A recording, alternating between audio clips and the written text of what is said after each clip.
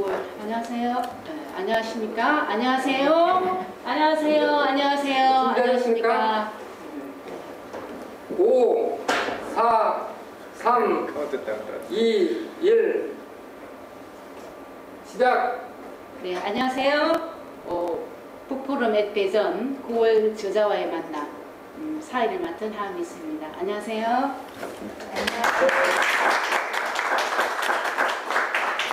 자, 지식인들의 어른들의 지식 나눔 놀이터 북포럼 앳 대전 9월 진행은 이곳 대전 둔산동 윤치영 스피치 아카데미 스튜디오에서 진행하고 있습니다. 저희 북포럼 앳 대전은요, 책을 쓰신 저자님과 그리고 책을 읽은 독자들의 관점을 같은 장소에서 같은 시간에 함께 나누게 됩니다. 지금 현재를 살아가는 우리들에게 꼭 필요한 것은 건강한 자기 정체성이라고 볼 수 있고요. 점점 더 세밀하고 전문화되어가는 지식이라고 필요하다고 생각하는데 책과 저자와의 만남 이 시간을 통해서 여러분 뜻깊은 시간이 되시기를 바랍니다. 북포럼 대전에서는 같은 시간과 같은 공간에 같은 책을 읽고 여러분들의 생각을 나누시면서 자신이 진짜 원하는 삶의 가치를 실현할 수 있는 좋은 시간이 될 수 있도록 저희들이 좋은 저자님과 좋은 책을 소개해드리도록 하겠습니다. 저를 도와서 진행하게 될 MC님들 왼쪽으로 자기소개 하시겠습니다. 네, 안녕하세요. 좋은 책과 설레는 만남을 즐기고 있습니다. MC를 맡게 된 김정환입니다. 반갑습니다. 네, 안녕하십니까.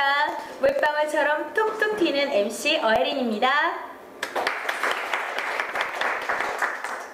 안녕하세요. 오늘이 내 인생에서 가장 젊은 날이다. 늘 젊게 살고 싶은 남자 남스테판입니다.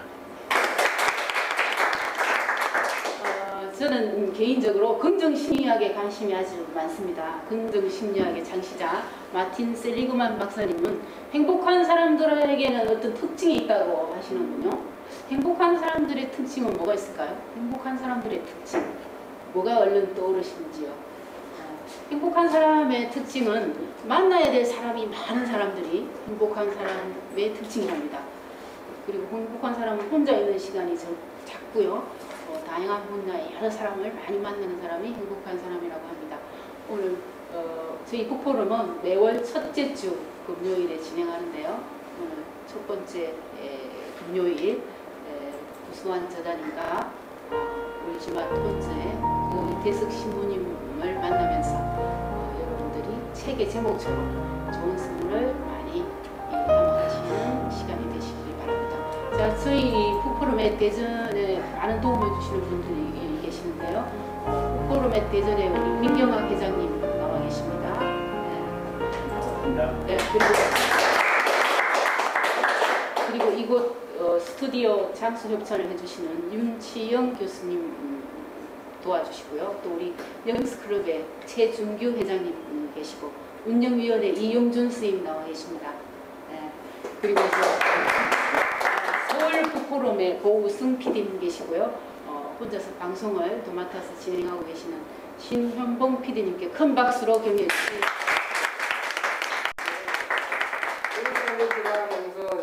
그리고 아까 이렇게 핸드폰 벨소리 줄이라고 했는데 촬영 좀 해갖고 널리 북포럼 좋은 문화를 좀 소개를 좀 해줬으면 좋겠습니다.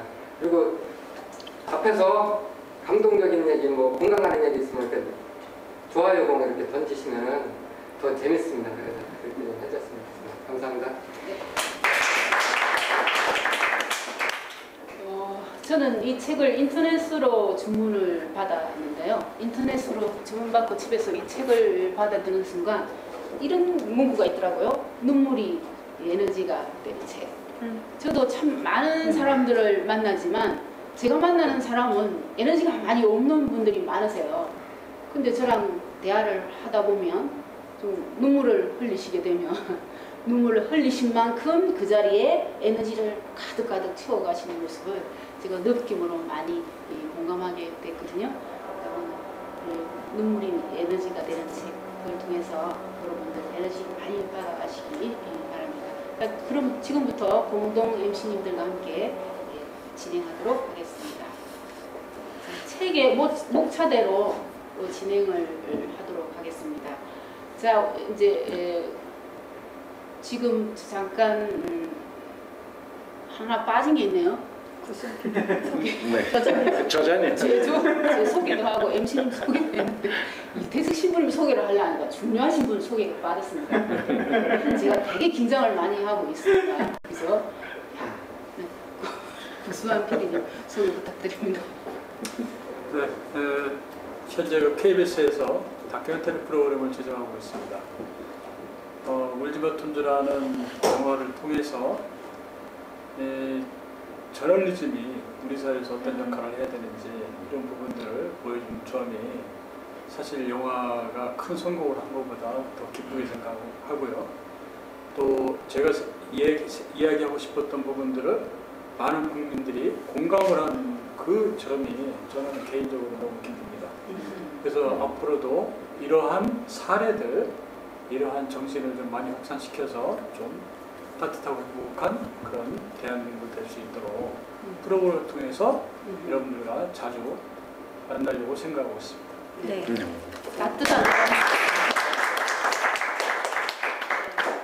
따뜻한 대한민국이란 말에 마음이 좀 따뜻해지면서 제가 굉장히 약간 불립니다. 자, 우리 소개를 다 마쳤고요. 이번에는 고 이태석 신부님 소개를 우리 저자님께서 잠깐만 좀 해주시겠습니까? 많은 분들이 이제 감동을 느끼고 하시는데요. 사실 저는 좀 간단하게 말씀을 드리면 우리가 어떻게 살아가야 되는지 또 행복하게 사는 방법이 무엇인지를 주로 많은 분들이 말씀으로 하시는데 이거는 이제 몸으로 실천을 하시는 어떤 이런 굉장히 우리한테는 중요한 분이라고 생각합니다.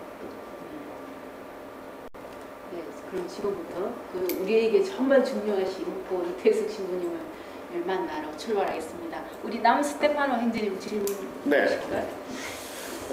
평소에 여러 편의 시사 고발 프로그램을 제작하시고 그래서 많은 이들의 아픔을 해결해 주시고자 노력하시는 모습에서 존경하는 분 그리고 좋은 글도 써주시고 저자님을 만나 뵙게 돼서 영광스럽습니다.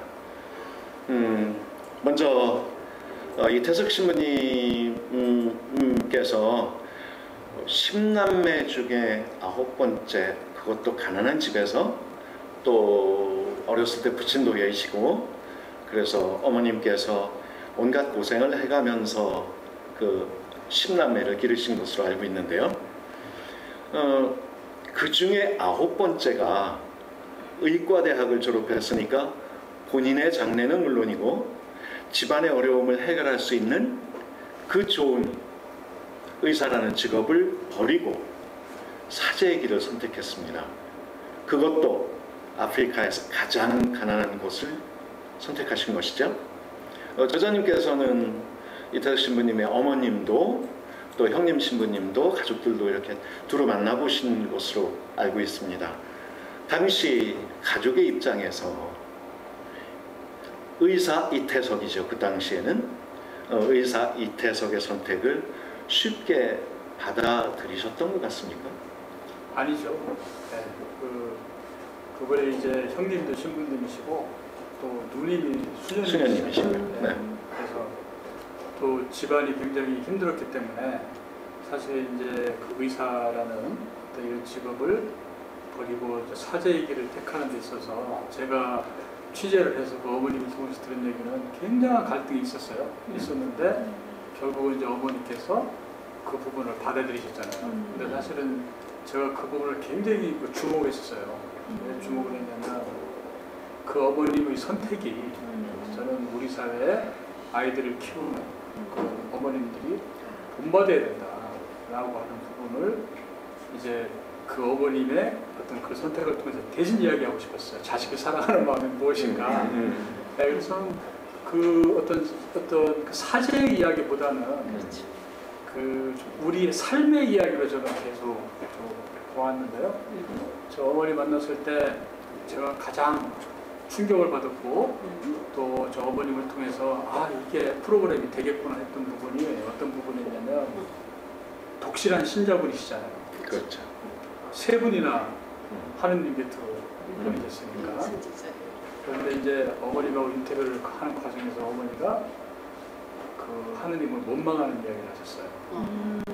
그래서 어떻게 들어보면 카톨릭 신자분이기 때문에 어떻게 그 하느님에 대해서 이렇게 원망하는 이야기를 하셨을까라고 하면 이제 그것이 하느님을 진짜로 원망하는 게 아니라 본인의 답답한 이야기, 이제 자식을 떠나보는 그 아픔을 이야기를 하면서 하는데 그 얘기를 듣는 순간 아 이분이 정말로 그 신부님의 그 자식을 떠나보는 어머님의 마음이었구나.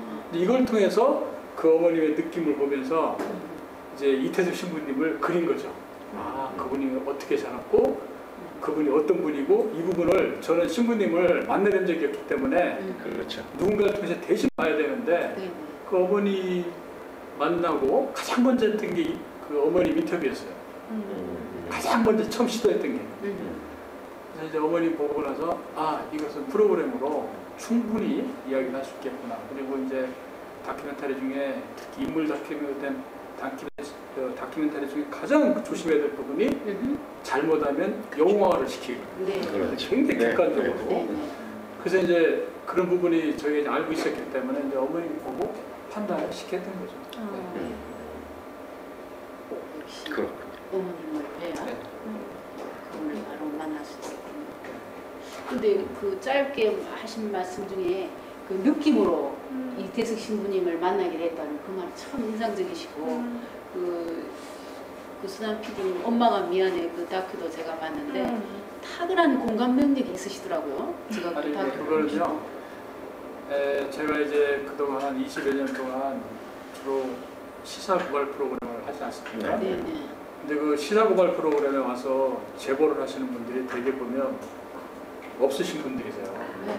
돈이 좀 있으신 분들은 변호사를 이제 선임을 해서 자기의 주장, 방어권을 하는데 이것도 저것도 안 되면 이제 나중에 찾아오는 게 방송국에 와서 막 얘기를 하세요. 근데 이제 그분들의 이야기를 들어보면 굉장히 절박해요. 절박한데 처음에는 짜증도 났어요. 왜 짜증이 났냐면 두세 시간을 앉혀놓고 일방적으로 내가 억울하다는 이야기를 반복적으로 했을 때 저도 이제 피곤한 거죠 이제. 그렇지만 그 말씀 한마디 한마디 들어보면 아 이게 이분한테는 정말 죽고 사는 문제구나. 근데 이제 그런 분들의 이야기를 자꾸만 접하다 보니까 그분들에게서 가장 중요한 게 무엇인가, 뭔가 도로를 해결해 주는 부분이 아니라 그 사람들의 답답한 마음을 들어주고 대신 이제 그 답답한 마음을 세상에 알려서 뭐 해결해 주는 것보다는 방송에 나간 다음에 막 주변에서 전화가 오지 않습니까? 이제 그동안 인생을 그렇게 살았어, 몰랐어, 미안해, 힘내, 막 이런 이야기 듣는 거 있잖아요. 이게 그 사람들한테는 더 굉장히 큰 힘이었던 거예요. 사실 그래서 이제 프로그램을 통해서 뭐 그런 부분을 봐 왔었기 때문에 네. 제가 그 이태숙 신부님의 그런 부분도 봤던 거예요. 네. 만약에 그러한 경험이 없었다면 처음에 저 영화를 찍을 때 회사에서 반대를 했어요. 왜 반대를 했냐면 주인공이 없는데 무슨 다큐멘터리를 만드냐 그러는데 제가 이제 그동안 고발 프로그램 하면서 사람들을 만나서 느꼈던 부분, 그 사람들에게 가장 필요한 게 무엇인가, 이제 이런 부분. 그리고 그 굉장히 힘들고 어려운 사람한테는요, 제가 배웠던 게 뭐였냐면 진심으로 주면은 그대로 거의 돌아옵니다. 피드백이. 예, 그걸 알고 있었기 때문에 신부님이 안 계셔도 신부님과 관계됐던 사람들을 만나면 이분이 어떤 분인지가 이렇게 드러나잖아요. 근데 놀랐던 게 국내에서 그분과 관련된 분을 막 찾아서 수소문을 해서 만났는데 전부 다 우는 거예요. 네. 도대체 왜 이분들은 신부님을 눈물로 기억을 할까? 이게 이제 또 하나의 이제 궁금증이 시작됐었어요. 그래서 그분들 관련된 자료를 다 수소문을 해서 찾아가지고 제가 이제 한 역할은 그냥 남수단에 가서 확인한 것뿐이에요. 영화를 만든다고 막 무슨 대단한 일을 한 것이 아니라 거기 가서 신부님이 한 행정 그걸 눈으로 보고 또 거기 있는 사람들과 통해서 신부님이 어떤 일을 했는지를 대신 확인해서 그걸 이제 정리해서 이제 낸 것뿐이죠. 네, 그래서 아마 그동안에 그러한 그 고발 프로그램 하면서 그러한 경험이 없었다면 신부님은 정확하게 못 봤을 겁니다. 요즘 인격의 수준은 곧 경청과 공감의 능력이 인격이다 이렇게 보시는 분들이 많으신데 그 부분에서 조금 생각하게 되는 좋은 말씀 해주셨습니다. 우리 의혜린 MC. 네. 그러니까 여러분들 2002년 월드컵이 다 기억하실 거예요. 그때 우리나라 사람들이 다 하나 된 마음으로 그때 기쁨의 환성과 환호 그때 그 물결이 아직도 잔영이 남아 있는데 또 제2의 그때 이 영화를 딱 한다고 했었을 때 바로 그 느낌이 아니었나 싶습니다. 그 눈물과 또 감동으로 온 그 쓰나미 같이 그 온 그 느낌이 국민을 하나 되는 마음으로 만들었던 것 같아요.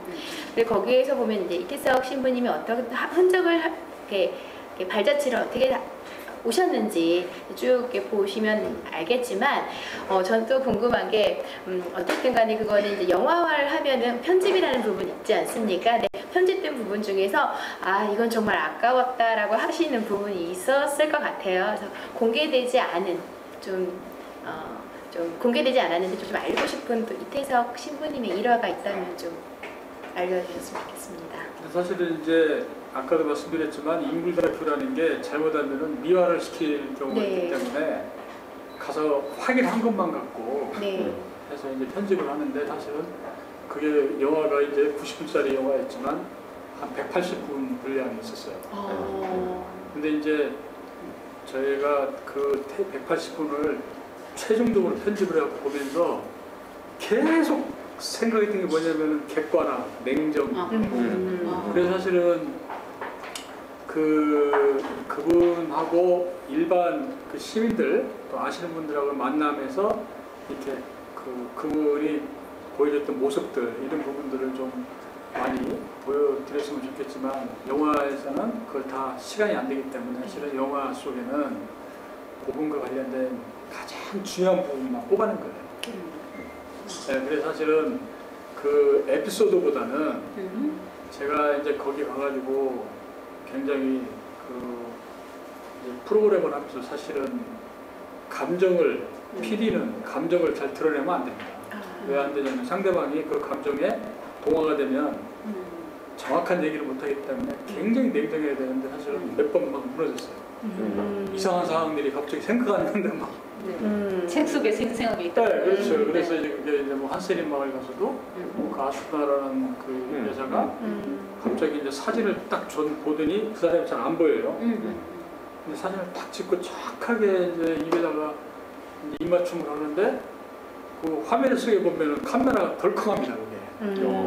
그게 만약에 연출된 화면 같았으면 다시 찍었을 거예요.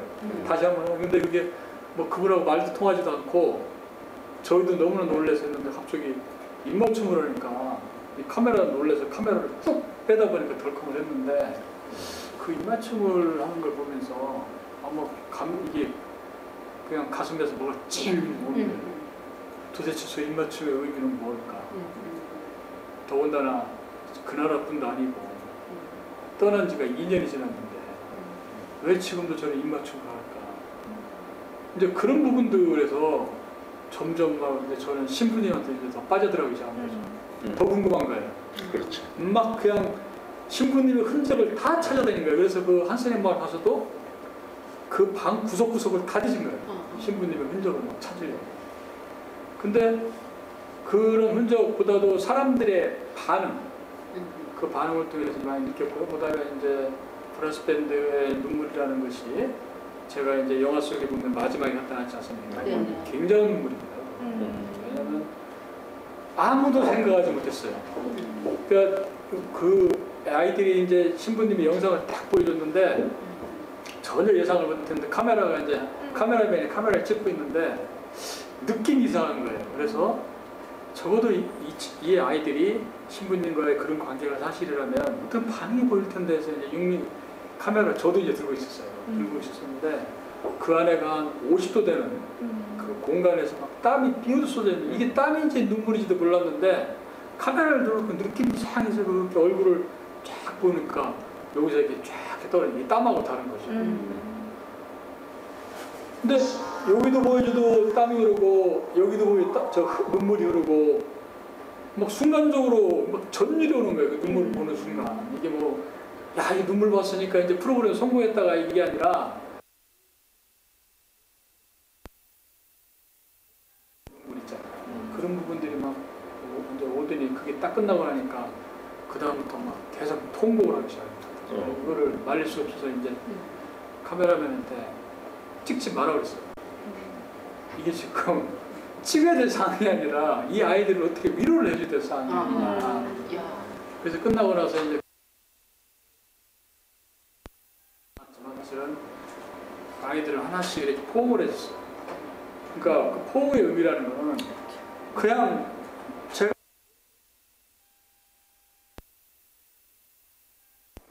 연주를 하면서 사랑이라는 노래를 이렇게 쭉 하는 거예요.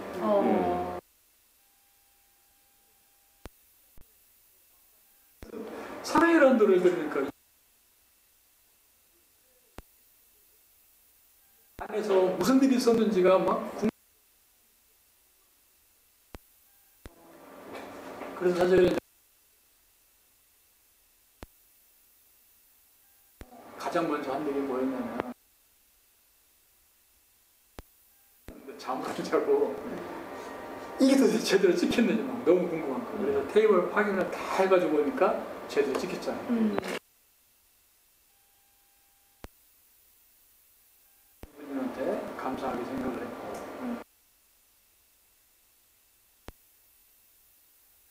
생각한 거 이상의 어떤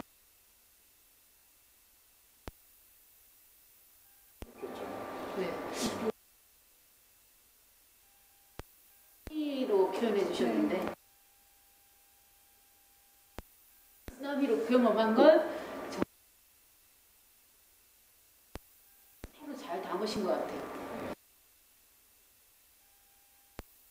쓰나미 같은 일을 선물해 주신 것 같아요. 알수록 더 많은 거를 알고 싶었던 그런 게 인터넷에서 우연히 기사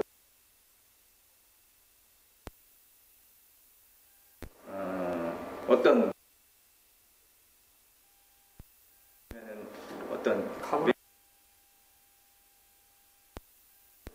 전쟁 지역을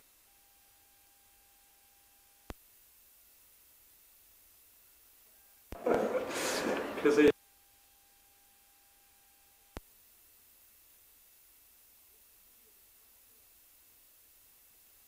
전쟁을 하면은 포탄이 떨어지고 먹을 거 없고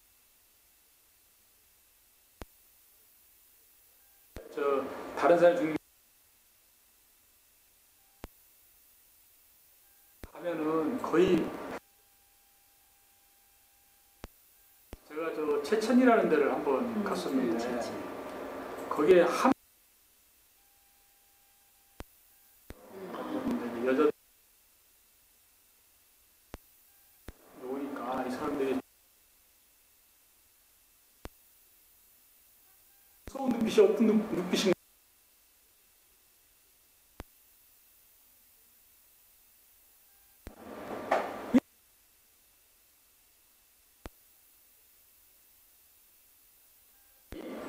외국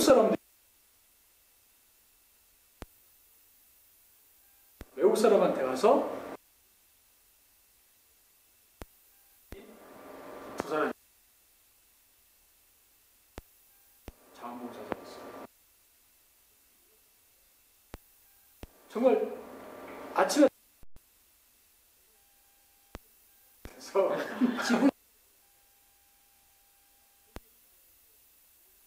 찍지도 못하지 물이 없으니까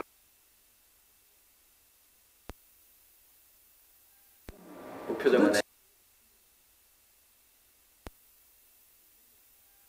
두 바퀴를 찍지 사람들이 안 가는 역 이게 진짜 들어왔던 게 뭐였냐 곁에서 그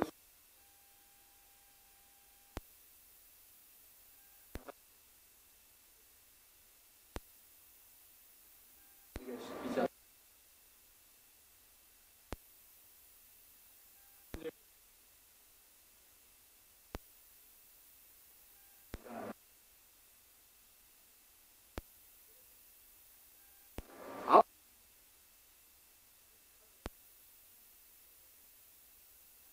못 갔습니다.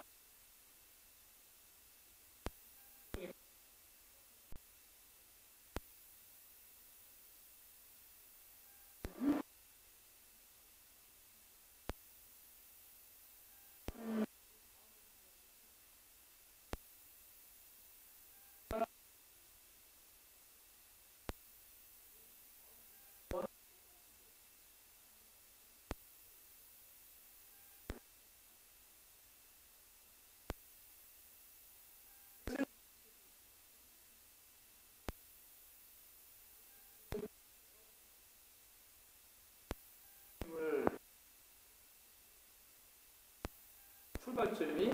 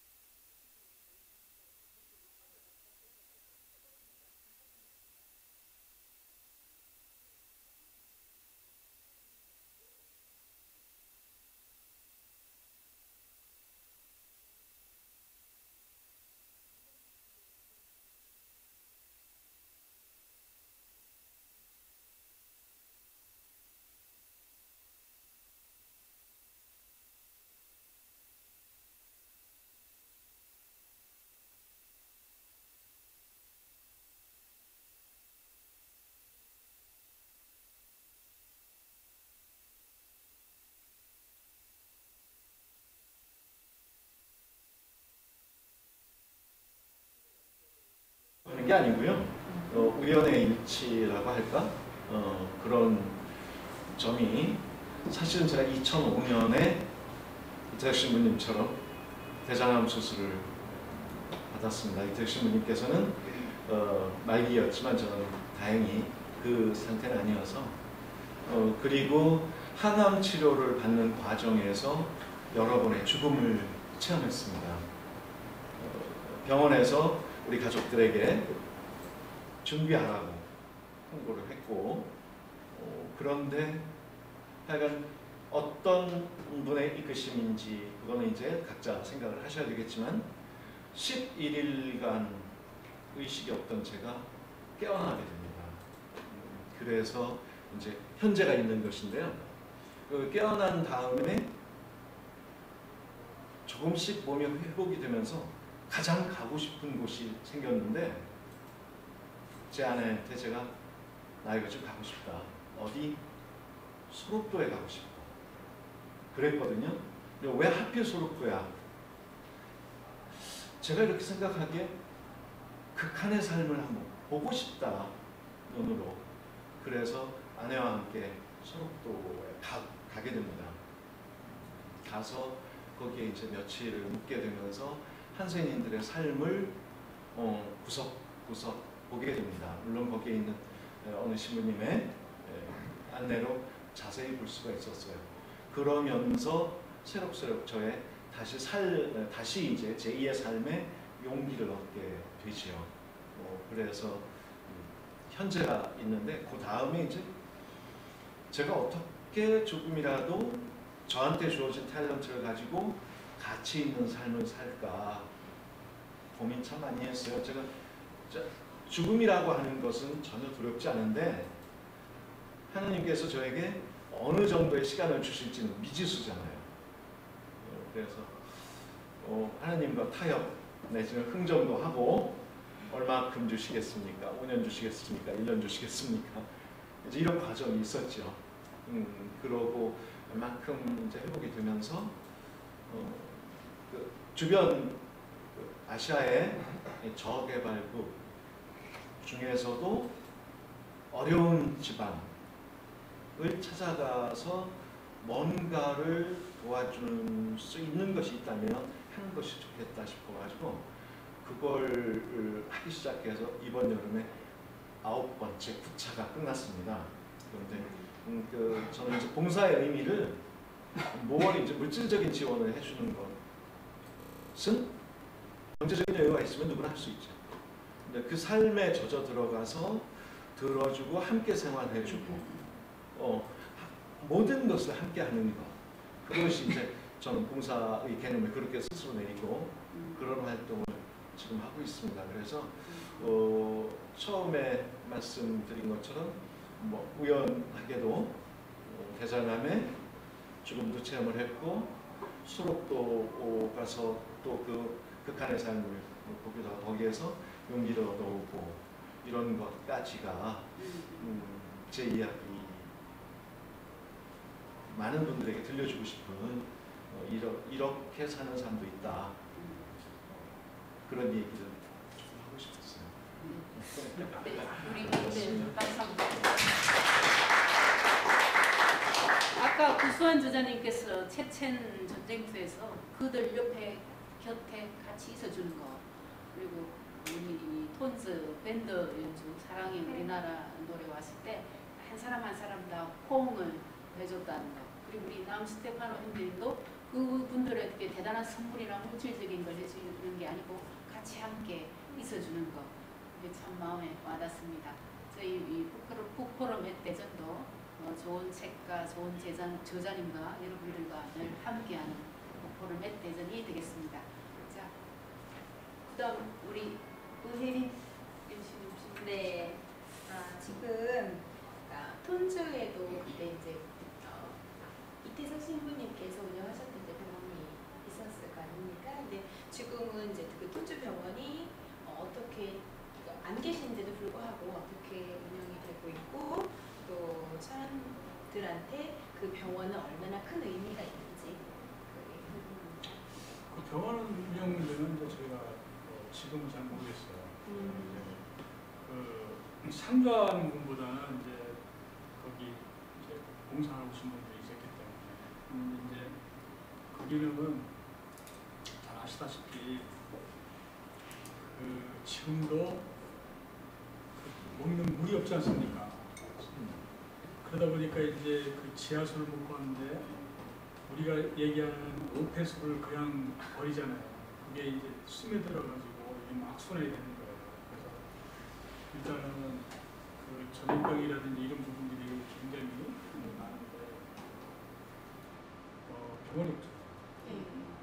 그래서 이제 가보니까 그 병원 갖고 있는 의미는 대단했습니다. 민대에서 유일하게 했었던 병원이고.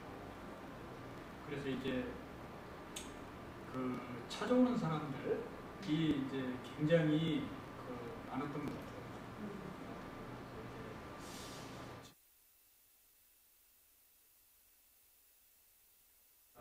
어떤 단체가 지금 병원을 그 신부님 짓고 있어요. 새로.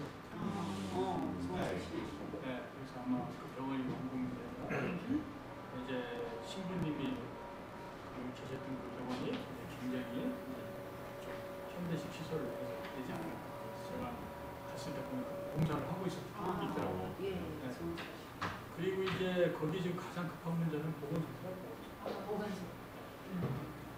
그리고 이제 의사는 없더라도 약을 처방을 하고 응급환자가 왔을 때 치료를 해줘야 될 부분인데 가보니까 국립 보건소 하나 있는데 간호사 한 명이에요. 다 엉망이로 물도 안 나오고 약도 부족하고 답답한 거죠. 그래서 이제 저희가 이제 이 영화 하고 난 이후에 거기에 이제 보건소를 지어주는 방안, 그다음에 약을 지원해주는 방안 이걸 지금 검토를 하고 있어요. 그래서 이제 그 시스템을 갖추기 위한 이런 부분이고, 그다음에 그 부분은 또 가장 또 문제가 뭐냐면 임산부들이 많잖아요. 그런데 이제 그 조산업 이런 시설이 없는